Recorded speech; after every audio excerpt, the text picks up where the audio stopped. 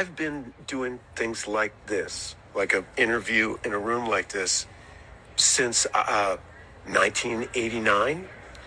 I've never been afraid to speak publicly. And I feel like it's not that I'm afraid, but we're weary. The environment is so corrosive, and free speech is so inhibited, and the power, there's so much fear in the air. I've never witnessed it, and it feels really wrong. I was 30 years old, and I watched one of my favorite actors, Warren Beatty, win the Kennedy Center honor, and George W. Bush gave it to him. Nobody was more vocal campaigning against George W. Bush than Warren Beatty. Warren Beatty's masterpiece, he's playing a communist. And Warren Beatty goes and accepts the prize, and George Bush gives it to him.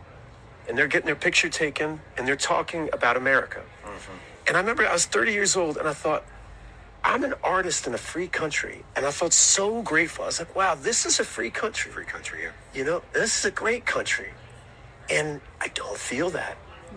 And what's going on in Minneapolis is an extension of that. Obviously violent, it's obviously wrong.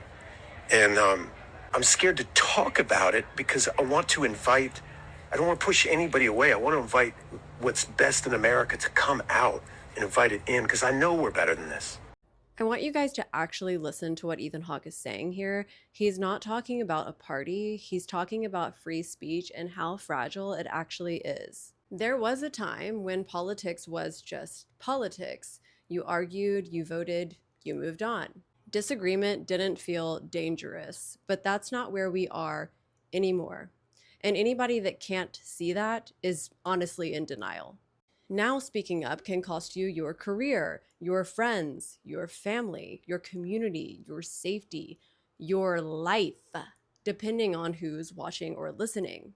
What's striking to me is that what's being cracked down on right now isn't violence. It's literally people standing up for other people. What's being restricted right now isn't harm. It's people speaking up against harm. Advocacy, solidarity, trying to help. And that's interesting and something to notice. But I digress. That's not even what this is about. This is about whether free speech itself is protected in this free country.